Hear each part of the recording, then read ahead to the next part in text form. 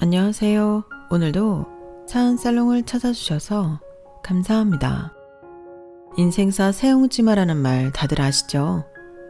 인간 세상에서 일어나는 모든 일은 그 끝이 좋을지 나쁠지 알 수 없다는 의미의 말인데요.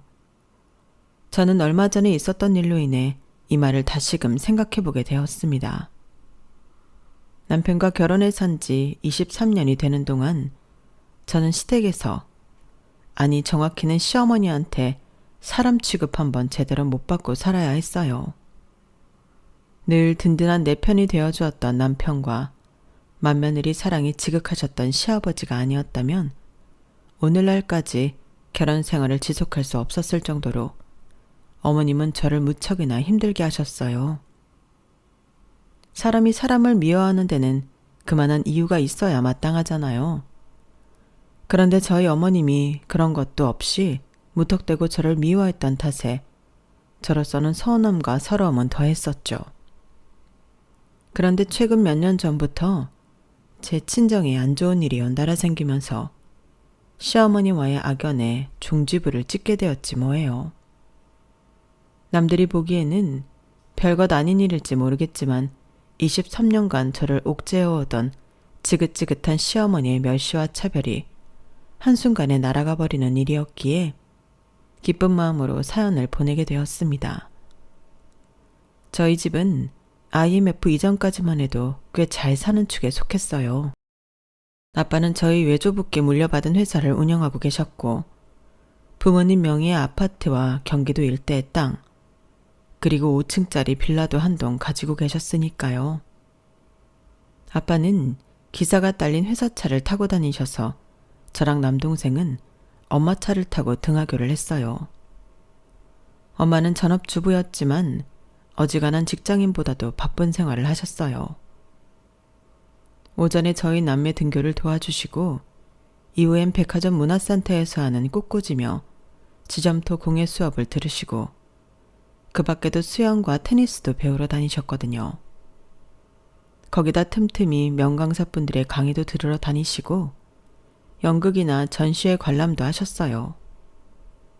그런 엄마를 보고 친구분들은 쟤는 전생에 나라를 몇 개나 구했길래 그렇게 팔자가 좋게 사느냐고 할 정도였죠. 사실 저희 엄마는 태어나서부터 고생 한 번 안 했을 정도로 풍족하게 자라셨어요. 저희 외가가 예전부터 꽤 잘 살았던 집안이라서 엄마는 어릴 때부터 집에서 가정교사한테 공부를 배우고 그 시절에도 피아노와 발레까지 배우셨으니까요. 거기다 결혼을 앞두고는 요리 선생님까지 집에 불러 신부 수업을 하셨다더군요. 지금 생각해도 입이 떡 벌어질 정도로 많은 걸 누리고 사신 편이었죠. 그래서 그런지 저희 엄마는 다른 집 엄마들과는 조금 달랐던 것 같아요. 아무리 급한 상황이어도 엄마는 당황하는 모습을 보이지 않으셨는데 어릴 때부터 집에서 교육을 그렇게 받았다고 하더라고요. 배가 아무리 고파도 허겁지겁 음식을 먹는 일이 없고 집에서 목이 늘어진 티셔츠를 입거나 정돈되지 않은 머리 상태로 지내는 일은 단 한 번도 없었어요. 늘 외출이 가능할 정도로 옷차림과 머리가 정돈된 모습이었고 아빠조차도 엄마의 맨 얼굴을 본 적이 없을 정도로 늘 화장까지 말끔히 한 상태로 계셨거든요. 특히 저희 엄마가 신경을 쓰셨던 부분은 식생활이었어요. 혜림아, 뭘 먹느냐도 중요하지만 어떻게 먹느냐도 그만큼 중요한 거야. 집에서 혼자 누룽지 한 그릇을 먹어도 예쁜 그릇에 정갈한 상차림을 한 뒤에 먹어야 돼. 사람들 눈에 보이지 않는다고 해서 내 자신한테 함부로 하거나 소홀하게 대하면 밖에서도 타인한테도 똑같이 그런 대접을 받게 되거든. 내가 나를 아끼고 대접해야 남한테도 그런 대접을 받을 수 있어. 어릴 때는 내가 내 자신을 대접해야 한다는 말이 이해가 안 갔는데 자라면서 보니까 엄마가 왜 그런 말씀을 하셨는지 조금은 이해가 갔어요. 내가 나를 귀하게 대접하면 할수록 타인도 나를 만만히 보지 않고 대접을 해준다는 걸 몸소 체득했거든요. 그건 어린아이나 어른이나 마찬가지였어요. 그걸 알고부터는 저도 모르게 몸가짐이나 행동을 조심하게 되더라고요. 그래서 그랬는지 학창시절 제 별명은 애늙은이였어요. 건널목 신호가 바뀌어도 뛰는 일이 없고 방과 후 친구들과 떡볶이를 먹으러 분식집에 가서도 떡볶이 국물을 뚝뚝 흘려가며 허겁지겁 먹는 대신 늘 손받침을 하고 조용히 먹곤 했거든요. 어릴 땐 그것 때문에 놀림도 많이 받았지만 어른들한테는 오히려 가정교육을 잘 받았다는 칭찬을 듣곤 했어요. 이게 다 저희 엄마의 가르침 덕분이었죠. 남부러울 것 없이 잘 살던 우리 집이 무너진 건 한순간이었어요. 외환 위기로 아빠 회사가 휘청하더니 걷잡을 수 없이 빠르게 집안이 흔들렸거든요. 아빠는 엄마와 제가 걱정할까봐 정확한 회사 사정을 알리지 않은 채로 고군분투하셨는데 그럼에도 불구하고 부모님 소유의 빌라와 땅, 그 밖에 재산이 하나둘 남의 손에 넘어가는 걸 목격할 수 있었어요. 겁이 날 정도로 빠른 속도로 말이죠. 결국 참다 못한 엄마는 외할아버지와 외할머니가 살아계실 때 저희 외가 도움을 받아오던 분들한테 연락해 도움을 구했지만 매몰찰 정도로 다들 거절을 하셨어요. 침몰하는 배에 함께 올라탈 생각이 없으시다면서요. 불과 몇 달 전까지만 해도 저희 집 문턱이 닳도록 드나들던 친인척들도 아빠 회사가 어렵다는 소문이 나자 발길을 뚝 끊었고 혹시나 돈 빌려달라는 연락을 할까봐 전화조차 받지 않더라고요. 평생 어려움 없이 살아왔던 엄마로서는 엄청난 충격이었을 거예요. 옆에서 지켜보던 저 역시 그랬으니까요. 당시 대학교 1학년이던 저는 제가 집을 위해 할 수 있는 게 없다는 사실에 좌절했어요. 말로는 성인이라고 하지만 내 손으로 학비 한 번 벌어본 적 없는 애송이였거든요. 내 발밑은 엄청난 충격으로 미친 듯이 흔들리고 있는데 내 몸 하나조차 중심을 잡지 못하고 이리저리 흔들리는 꼴이었으니까요. 그렇게 혼란스럽던 그때 더 큰 시련이 우리 가정을 덮쳤어요. 아빠가 회사 부도의 충격으로 쓰러지셨거든요. 연락을 받고 엄마와 함께 병원으로 달려갔지만 아빠는 이미 세상을 떠나신 뒤였어요. 하지만 이건 우리 가족에게 닥칠 불행의 시작에 불과했어요. 가장을 잃은 슬픔을 온전히 달래기도 전에 우리 가족은 빚쟁이들한테 시달려야 했고 부모님 소유의 재산은 손가락 사이로 빠져나가는 모래처럼 한순간에 사르르 사라져버렸거든요. 집도 땅도 은행 예금에 심지어 엄마가 타고 다니시던 승용차까지 모조리 다 날아가 버렸어요. 집안 살림에는 차 앞딱지가 붙어서 돈 될 만한 것들은 하나도 손을 댈 수 없는 처지였죠. 집을 비워달라는 내용이 적힌 최고장의 마지막 시일까지도 우리 가족은 갈 곳이 정해지지 않았어요. 그때 엄마 친구가 저희를 도와주지 않았다면 모르긴 해도 우리 세 식구는 안 좋은 선택을 하게 됐을지도 모르겠네요. 엄마와 중고등학교, 대학교까지 함께 다닌 친구분은 자신이 아틀리에로 쓰던 곳을 저희한테 내주셨어요. 살림을 하던 곳이 아니라서 주방시설이나 난방은 따로 되지 않았지만 그래도 화실로 쓰던 곳이라서 수도시설은 잘 돼 있었어요. 간단하게 조리를 할 수 있는 개수대도 있고 씻을 수 있는 화장실이 있고 잠을 잘 수 있는 공간도 있었거든요. 친구분은 자신이 쓰던 화구를 치워주시면서 그 자리에 커다란 테이블을 놔주셨어요. 바닥에 온돌 설치가 안 돼 있어서 앉을 자리가 없잖니. 이걸 식탁으로도 쓰고 소파 대용으로도 쓰고 애들 책상으로도 쓰면 좋을 것 같아서 가져왔어. 엄마 친구분의 배려 덕분에 그 테이블은 정말 유용하게 사용할 수 있었어요. 엄마와 저는 그 테이블 위에서 김밥을 말아 아침마다 전철역 근처에서 팔 수 있었거든요. 테이블이 넓어서 김밥 재료를 펼쳐두기도 편하고 다 마른 김밥을 쌓아두기도 용이했어요. 당시 고등학생이던 남동생을 제외하고 엄마와 저는 생업전선에 뛰어들었어요. 새벽에는 김밥을 말아서 팔고 낮에는 식당 일과 과외, 학습지, 첨삭지도 등 닥치는 대로 일을 했어요. 당시엔 저희 집처럼 한순간에 집이 망한 사람들이 많아서 일자리에 비해 일을 하려는 사람이 훨씬 많았어요. 그러니 직종을 가려가며 일을 할 처지가 아니었어요. 저희 과에도 저처럼 돈을 벌기 위해 휴학하는 친구들이 꽤 있을 정도로 나라 전체가 비상사태였거든요. 그렇게 1년을 꼬박 투잡에 쓰리잡까지 뛰면서 돈을 번 덕에 생활은 조금씩 안정이 되었어요. 엄마 친구분이 내어주신 아틀리에를 나와 방 2개짜리 월세집으로 이사를 할 수 있었거든요. 이사를 하고 그간 신세를 진 엄마 친구를 집에 불러 식사 대접을 하게 되었는데 한창 맛있게 식사를 하시던 아주머니께서 그러시는 거예요. 난영아, 이 반찬들 다 네가 만든 거니? 어머 세상에, 이런 재주가 있으면서 왜 지금까지 썩혔어? 해물탕도 그렇고 해파리 냉채까지 뭐 하나 빠지는 게 없다 얘. 너 이럴 게 아니라 차라리 내 아틀리에에서 요리교실 열어보는 게 어때? 기본 밑반찬부터 손만이 가는 요리까지 요리도 가르치고 테이블 세팅도 알려주면 사람들이 꽤 모일 것 같은데 말이야. 그래도 네가 예전부터 좀 살던 집이 아니니. 고기도 먹어본 사람이 먹는다고 그 긴 세월 먹고 쓰면서 익힌 게 어디 한둘이겠니? 테이블 세팅이며 꽃꽂이며 돌아가신 너의 어머님 안목을 그대로 네가 물려받았는데 못할 게 뭐 있니? 필요하면 내가 초기자본은 대줄 테니까 한번 생각해봐. 너랑 연락하던 사람들 중에 좀 산다는 사람들 많잖아. 그 사람들한테 영업 좀 해보라고. 처음 친구분을 통해 요리교실 얘기를 들었을 때만 해도 엄마는 시큰둥해 하셨어요. 아빠 회사가 무너지면서 주변 지인들한테 손절을 당했던 충격이 커서 그랬던 모양이에요.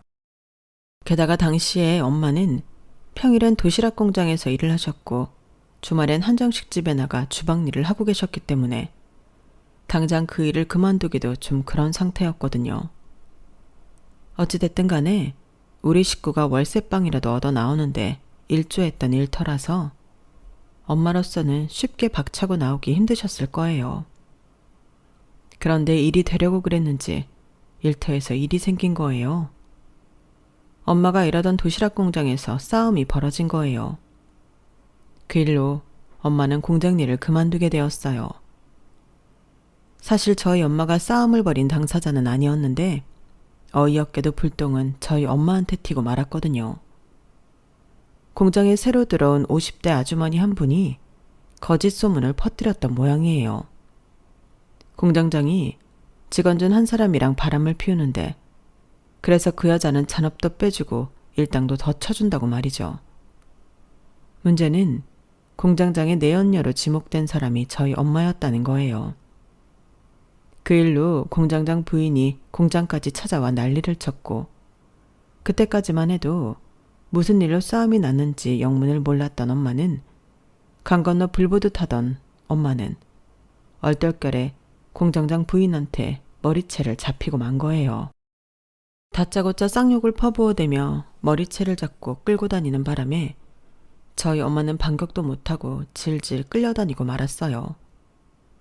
그때 공장 직원들이 뜯어 말리지 않았다면 저희 엄마 머리카락은 송두리째 뽑혔을지도 몰라요. 아니 왜 이러세요? 내가 뭘 잘못했다고 다짜고짜 제 머리채를 잡으시냐고요. 그러자 공장장 부인은 씩씩거리며 소리쳤어요. 뭐? 뭘 잘못했냐고? 네 년이 가정 있는 내 남편 꼬셔서 놀아나 놓곤 뭘 잘못했냐는 소리가 나와? 이래서 남편 없는 년들을 조심해야 하는 거야. 지 남편 잡아먹은 걸로도 모자라서 남의 남편까지 훔쳐먹으려 들어? 이게 어디서 배워먹은 개수작질이야? 내가 당신 남편이랑 바람을 폈다고요?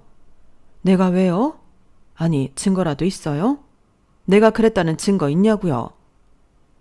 그러자 공장장 부인은 손가락으로 새로 들어온 직원을 가리키며 당당하게 말했어요. 니들이 공장 창고에서 더러운 짓거리 하는 걸 본 사람이 있어. 경순 씨, 말 좀 해봐요. 경순 씨가 봤다면서. 자기가 그랬잖아. 우리 남편이랑 인연이 툭 하면 창고에 들어가 그 짓거리 한다고. 그 말에 새로 들어온 직원은 얼굴이 하얗게 질려버렸어요. 그리고는 안처한 표정으로 눈치를 살피면서 말했어요. 아니, 내가 언제 그런 짓을 하는 걸 봤다 그랬나? 둘이 창고에 있는 걸 한번 봤다 그랬지. 아니, 그게 뭐 그렇게 대단한 얘기라고 여기까지 달려와서 난리를 쳐? 사람 입장 곤란하게. 그게 무슨 소리야? 자기가 확실히 봤다며. 저 여자 팬티 색깔까지 나한테 얘기해줬잖아. 이제 와서 말 돌리면 어떡해? 한마디로 그 직원의 말이 모두 거짓이었던 거예요. 자신의 잘못이 들통나자 직원은 되려 모든 잘못을 저희 엄마와 공장장님한테 떠넘겼어요. 공장장이 저 옆에 언니한테만 잘해주잖아. 나한텐 박경순 씨라고 부르면서 저 여자한텐 정 여사님이라고 부른다고. 누구는 여사고 누구는 고작 누구누구 씨라는 게 말이 돼? 그뿐인 줄 알아? 나한텐 일당 줄 때도 봉투를 한 손으로 툭 내밀고 주면서 저 여자한테는 두 손으로 공손히 준다고. 왜 나를 무시하냔 말이야, 왜? 그러자 잔뜩 화가 난 공장장님은 버럭 소리를 쳤어요. 그걸 말이라고 합니까? 그런다고 없는 소문까지 만들어요. 내가 그쪽을 무시한 적도 없지만 박경순 씨가 그렇게 느꼈다면 상대가 왜 그렇게 행동했을지 한 번쯤 생각해 봐야 하는 거 아닙니까? 툭 하면 지각에 탕비실에 직원들 먹으라고 사다 놓은 커피 믹스며 과자들은 죄다 훔쳐가고 직원들 사이 이간질 시키면서 분란 일으킨 자신 탓을 먼저 하라고요. 정 여사님을 왜 여사님이라고 부르냐고요? 그건 박경순 씨도 봐서 알 거 아닙니까? 정 여사님이 사람들을 어떻게 대하는지를요. 늘 남들보다 일찍 공장에 나와서 하지 않아도 되는 청소까지 도맡아 하십니다. 사비로 사탕이며 과자도 탕비실에 채워놓으시고 아픈 직원이 있으면 대신 잔업까지 하시잖아요. 그런 분이니 당연히 대접을 해드리는 거 아니겠어요. 다른 사람한테 대접을 받고 싶다면 그에 걸맞는 행동을 하면 되는 겁니다. 이렇게 있지도 않은 일로 타인을 깎아내릴 생각 마시라고요. 결국 그 일로 사건의 주범인 직원은 공장에서 쫓겨났어요. 사실 저희 엄마는 그만둘 필요가 없었는데도 엄마는 굳이 공장을 나오셨어요. 그 일로 마음의 상처를 크게 받으셨거든요. 그날 밤 엄마가 그러시더라고요. 남편 없는 여자가 사회에서 어떤 시선을 받는지 오늘에서야 확실히 알았어. 네 아빠가 그렇게 세상 떠나고 솔직히 너무 미웠거든. 나한테 모든 짐을 다 떠넘기고 간 것 같아서. 그런데 오늘은 정말이지 네 아빠가 너무 그립더라. 그동안 내 남편이 만들어줬던 그늘을 오늘에서야 제대로 본 기분이야. 이제 다시는 누릴 수 없는 그늘이 너무 아쉽고 그립더라. 아빠가 돌아가신 이후 단 한 번도 흔들리지 않았던 엄마는 그날만큼은 딸인 제 앞에서 아이처럼 서럽게 우셨어요. 그리고 얼마 뒤 친구분이 제안했던 요리교실을 열기로 결정하셨어요. 남편 없는 여자라서 겪지 않아도 될 일을 겪은 후라서 그랬는지 엄마는 자존심을 버리고 그동안 연락을 끊고 지냈던 지인들한테 요리교실 오픈 소식을 알렸어요. 엄마의 요리교실 오픈을 앞두고 처음엔 사람들이 찾아주기는 할까 밤잠을 설칠 정도로 걱정을 했는데 이게 웬걸? 생각보다 많은 분들이 수강 문의를 한 거예요. 처음엔 요리만 가르치다가 차차 식탁 세팅부터 홈 인테리어, 소품 구매 요령까지 다양한 수업을 하게 되었고 덕분에 저는 대학에 복학할 수 있게 되었어요.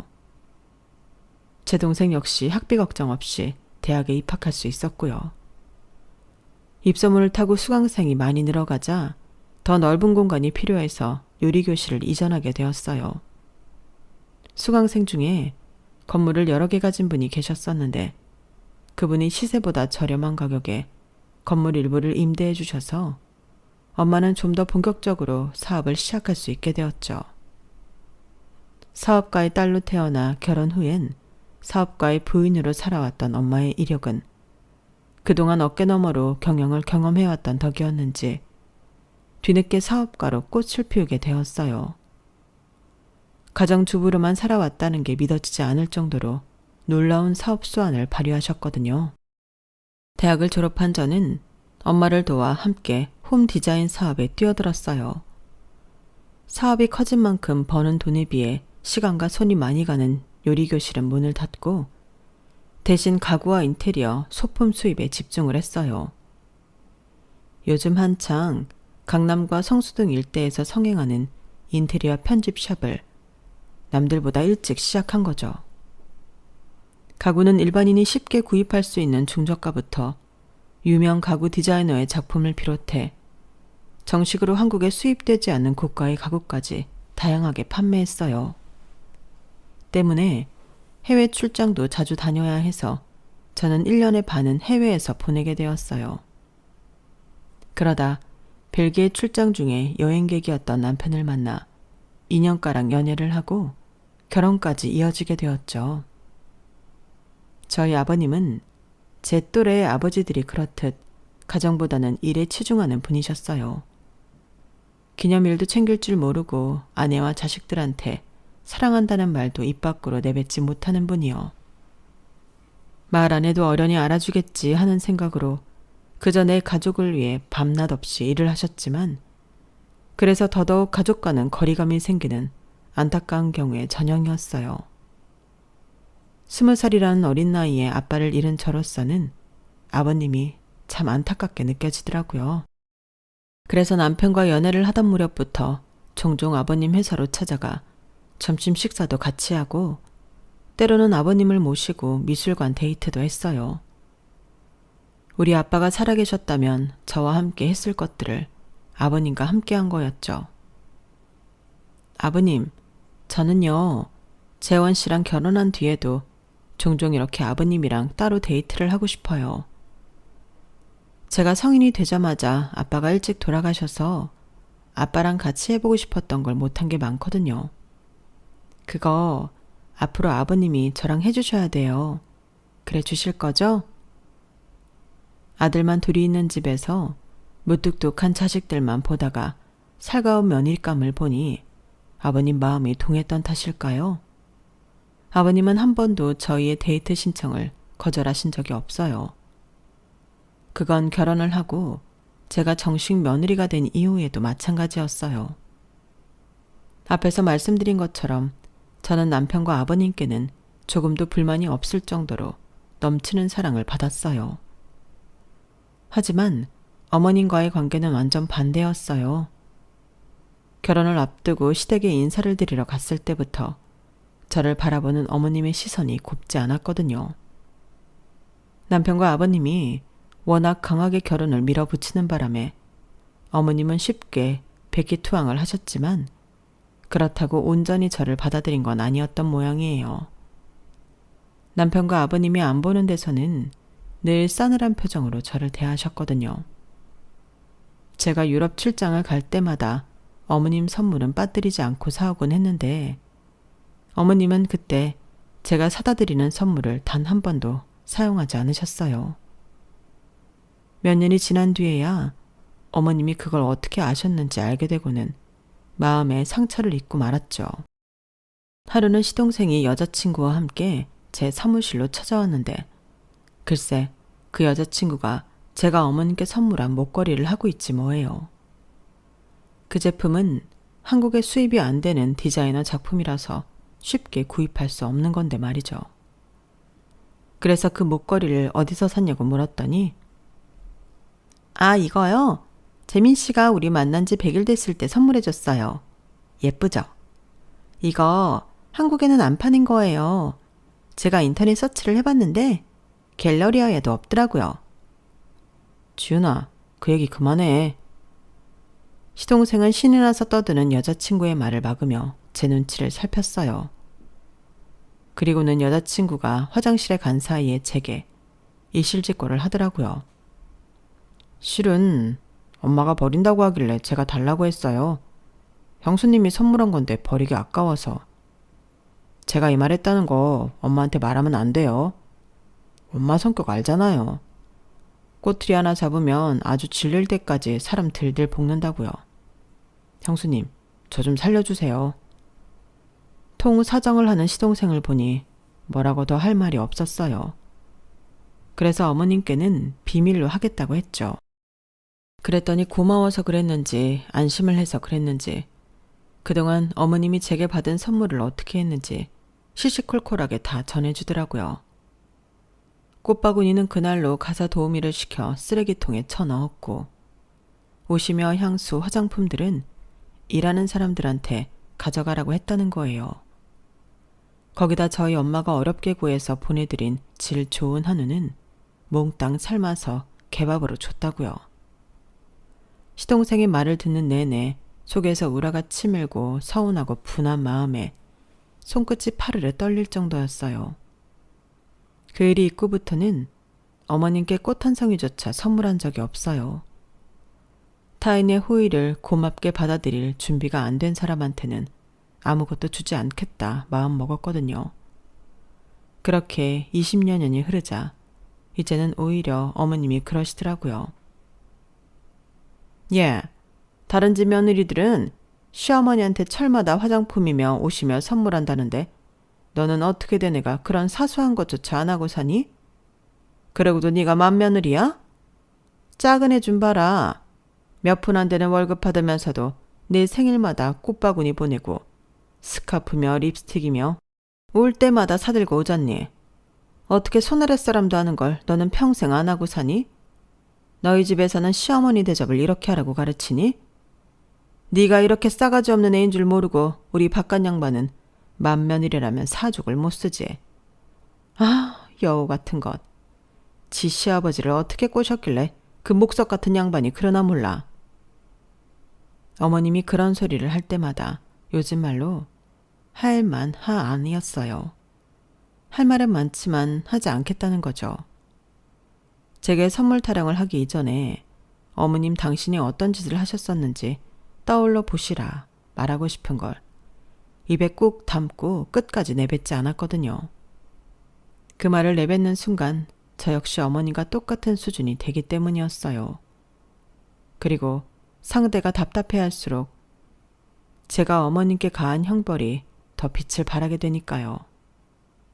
신혼 때야 어머님이 한창 쌩쌩하실 때라서 제가 맞서서 싸우다가는 나만 큰 상처를 입기 십상이었지만 지금은 사정이 좀 다르잖아요. 어머님도 연세가 많이 드셨고 집안에서의 입지도 맏며느리인 제가 더 깊게 다져져 있으니까요. 결혼해서 지금까지 육아와 사업을 병행하면서 가정을 온전히 꾸려왔으니까요. 몇 년 전에 엄마가 은퇴를 하시면서 사업체도 제가 온전히 물려받은 데다가 아들 녀석도 명문대에 보내놨으니 뭐 하나 트집 잡힐 구석이 없잖아요. 그걸 알기 때문에 어머님은 더 몸달아 하시는 걸 거예요. 게다가 아버님 역시 은퇴 후에 집에 계시기 때문에 전처럼 아버님 눈을 피해 저를 괴롭힐 수도 없고 말이죠. 그런데 설상가상으로 저희 엄마가 은퇴 후에 심심풀이로 시작한 일로 때 아닌 인기를 끌게 되면서 어머님 심기가 더 불편해진 거예요. 제 아들 녀석이 저희 엄마가 요리하는 모습을 영상에 담아 자기 블로그에 올렸는데 그게 반응이 꽤 좋았던 거예요. 단독 채널을 만들어서 본격적으로 요리하는 영상을 올려달라는 댓글 요구에 채널을 만든 게 시작이었어요. 처음엔 그저 엄마 레시피를 동영상으로 남겨놓자는 생각에 꾸준히 올렸는데 어떻게 알고 왔는지 해외 구독자까지 생겨서 조회수가 엄청 올라간 거예요. 이제는 사업도 제게 물려주고 말년을 조용히 사시겠다고 마음먹었던 엄마는 뜻하지 않은 인기에 또다시 삶에 의욕이 솟아난 거죠. 하루아침에 요리하는 할머니로 인기도 얻고 댓글을 통해 레시피와 식탁 세팅, 집안 인테리어까지 찬사를 받자 엄마는 사업을 하실 때보다 더 열의를 가지고 영상 제작을 하시는데 솔직히 딸인 저로서도 대단하다는 생각이 들어요. 게다가 칠순을 앞둔 나이에 엄청난 수익까지 얻게 되셨으니 말 그대로 말년에 대박이 난 셈이었어요. 제 아들을 통해 그런 소식을 전해들은 시어머니로서는 배가 아플 수밖에요. 그래서 더 제게 화풀이를 하듯 잔소리가 심해지신 거예요. 그러자 참고 있던 아버님이 버럭 화를 내셨죠. 당신은 왜 그렇게 큰애를 못 잡아먹어서 난리야. 유능한 사업가로 회사도 탄탄하게 키우고 있고 시부모한테도 깍듯하고 애 교육도 잘 시켜서 명문대까지 보냈는데 뭐가 불만이라는 거야. 나가서 길 가는 사람을 붙잡고 물어봐. 세상에 이런 며느리가 또 있는지. 허구한 날 집구석에 틀어앉아서 남 흉볼 생각만 하지 말고 당신도 사부인처럼 유익한 일을 찾아서 해보라고. 어떻게 된 게 당신은 세월이 흘러도 발전이라는 게 없나? 이 영감이 정말. 그래요. 나는 타고나기를 심보가 못돼 먹어서 허구한 날 방구석에 틀어앉아 며느리 흉볼 생각만 합니다. 됐어요? 그러니 오늘부터는 못된 마누라가 해주는 밥 먹지 말고 며느리한테 밥 얻어먹으면 사시구랴. 어머님은 그 길로 짐을 싸들고 도련님 집으로 갔어요. 그러자 동서가 제게 전화해서 울고 짜고 난리를 치더라고요. 형님, 제발 어머님 좀 어떻게 해주세요. 글쎄, 저희 집에서 같이 사시겠다잖아요. 저 절대 그렇게 못 살아요. 형님도 아시잖아요. 어머님 성격이 어떤지. 정말 미치겠어요. 알았어, 동서. 내가 일 끝나고 집으로 갈게. 그때까지만 동서가 어머님 좀 잘 챙겨드리고 있어. 결국 그날 퇴근길에 아들과 함께 동선이 집으로 갔어요. 저 혼자 가면 오히려 화만 내시고 꿈쩍도 안 하실 것 같아서 어머님이 금지옥엽하시는 손주를 대동하고 간 거죠. 그런데 거기서 어이없는 소리를 듣게 된 거예요. 어머님이 글쎄 동선의 아이들 앞에서 이러시는 거 있죠. 요리하는 할머니 좋아하시네. 그 여자 예전에 우리 집에서 파출부로 일하던 여자야. 그런 주제에 무슨 사업이니 뭐니 한다고 난리를 치지 않나. 이제는 뭐? 요리하는 영상 찍어서 돈까지 벌어? 웃기지도 않아서 정말. 남편 죽고 집안 폭삭 망했던 사람이 무슨 돈이 있어서 사업을 했겠니? 예나 지금이나 얼굴 반반한 여자들이 돈 버는 길이 뭐 있겠냐고? 남자 꼬셔서 등쳐먹고 산 거지. 모르긴 해도 니네 큰엄마가 하는 그 회사도 그 엄마라는 사람이 몸 팔아서 만든 회사일 거야. 안 봐도 뻔하지? 그 말을 듣는데 다리가 후들후들거리고 심장이 미친 듯이 뛰기 시작했어요. 저희 엄마가 예전에 파출 일을 하신 건 사실이에요. 저희 아빠가 돌아가시고 얼마 안 됐을 때 친구분 아뜰리에에서 살던 때 그때 있었던 일이었죠. 결혼하고 나서야 엄마가 한 달가량 제 시댁에서 파출 일을 했었다는 걸 알게 되었어요. 아버님이 저희 엄마 음식을 드셔보시고는 기억을 하셨거든요. 그런데 그걸 빌미로 저희 엄마가 열심히 일해서 일군 회사를 몸 팔아서 만든 걸로 폄하하다니 도저히 용서가 안 됐어요. 생각 같아선 시어머니 머리채라도 잡고 싶은 심정이었죠. 그래서 부들부들 떨며 어머님이 앉아 계신 소파로 걸어갔는데 저보다 한 걸음 빠르게 제 아들이 먼저 제 할머니 앞에 서더라고요. 그리고는 태어나서 처음 제 할머니께 화를 냈어요. 그 말 취소하세요. 당장 취소하시라고요. 우리 외할머니가 몸 팔아서 회사를 차리셨다고요? 할머니, 그 말 책임질 수 있어요? 법정에서도 지금처럼 당당하게 말할 수 있냐고요? 아니 지우야, 너 지금 할미한테 화를 내는 거냐? 아니 어떻게 네가 다른 사람도 아니고 나한테 이럴 수가 있어. 엄마가 이러라고 하든 할미한테 함부로 막 대해도 된다고 그래? 아니면 네 외할머니가 그러라고 그러든? 제발 그만 좀 하세요. 할머니 자격지심 때문에 왜 우리 엄마랑 외할머니가 하지도 않은 일로 손가락질을 받아야 돼요? 우리 엄마도 그렇고 외할머니도 그렇고 당신들 능력 발휘해서 열심히 살아오신 분들이에요. 할머니처럼 아무것도 하려 들지 않으면서 잘 되는 사람 시샘이나 하고 없는 말 꾸며서 헛소문이나 만드는 파렴치한 사람 아니라고요. 그러니까 당장 사과하세요. 우리 엄마랑 외할머니한테 당장 사과하시라고요. 사과 안 하시면 법정에서라도 사과받을 생각이니까요. 할머니같이 못된 사람 때문에 내가 사랑하는 사람들이 상처받는 거 절대 가만히 두고 못 봐요. 그렇게는 안 될 거라고요. 제 아들 녀석의 말에 시어머니는 어리 나간 사람처럼 멍하게 손주를 쳐다보더니 이내 눈물을 줄줄 흘렸어요. 그리고는 제 아들딸이를 잡으며 잘못했다고 싹싹 비시더라고요. 그날 일은 동서를 통해 시동생은 물론 제 남편과 아버님한테까지 들어갔어요. 아버님은 어머님을 데리고 저희 엄마 집에 찾아가 사과를 하셨어요. 사돈 내외가 무릎까지 꿇고 사과를 하시자 놀란 저희 엄마는 그러지 마시라고 말리셨어요. 아닙니다, 사돈. 제가 안 사람 단속을 잘못해서 이런 일이 벌어졌습니다. 죄송합니다. 당신 뭐해? 당장 사과드리지 않고. 그러자 시어머니는 눈물에 콧물까지 흘리며 저희 엄마한테 잘못했다고 사과를 하셨어요. 결국 이렇게 모양새도 빠지고 손주들 볼 낯도 없게 될 거 왜 그런 짓을 벌이셨는지 도저히 이해가 안 갔어요. 그런데 그 비밀을 얼마 전에 알게 됐지 뭐예요. 어머님이 아버님과 함께 실버타운으로 들어가시면서 제게 그러시더라고요.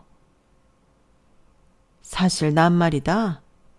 에미니가 그렇게 싫지는 않았다. 금주옥엽 키운 내 아들을 뺏어가는 것 같아서 좋게 보이지도 않았지만 말이다. 그런데 안사돈을 보자마자 나도 모르게 심보가 확 틀어져 버리지 뭐니. 네 어머니가 우리 집 양반 첫사랑이랑 너무 닮았더라고. 게다가 대학도 그 첫사랑이 다녔다던 학교랑 같은 이대를 나왔다고 하니까 그게 그렇게 시샘이 나고 싫더라. 나도 안다. 내가 못난 사람이란 거. 그래도 어쩌겠니? 70평생을 이렇게 살아온 거. 앞으로 네가 나를 안 보고 살겠다면 어쩔 수 없지만 그래도 이 말은 너한테 하고 싶구나. 미안하다 큰애야. 내가 잘못했다. 결혼하고 23년 만에 처음 받게 된 시어머니의 사과에 순간 울컥했어요. 그렇다고 그간의 세월 동안 느꼈던 서름이 한순간에 사라지는 건 아니었지만 그래도 조금은 위로가 되기는 했거든요. 카랑카랑한 목소리로 제게 못된 말만 하시던 어머님은 어디 가고 이제는 호호 할머니처럼 새하얀 머리로 늙어버리신 시어머니를 보니 어머님을 미워할 의지가 확 꺾였어요. 아직은 온전히 마음을 들일 수는 없지만 그래도 마음에 입은 상처가 아물어갈수록 어머님과의 관계도 점점 나아지지 않을까 생각합니다. 모난 돌도 둥글게 만드는 게 세월이니까요. 제 사연은 여기까지입니다. 들어주신 분들 감사합니다. 가족들과 행복하시고 건강하세요. 여러분, 사연 댓글에 응원과 현명한 조언 부탁드려요. 좋아요와 구독은 저에게 큰 힘이 됩니다. 오늘도 좋은 일 가득하세요.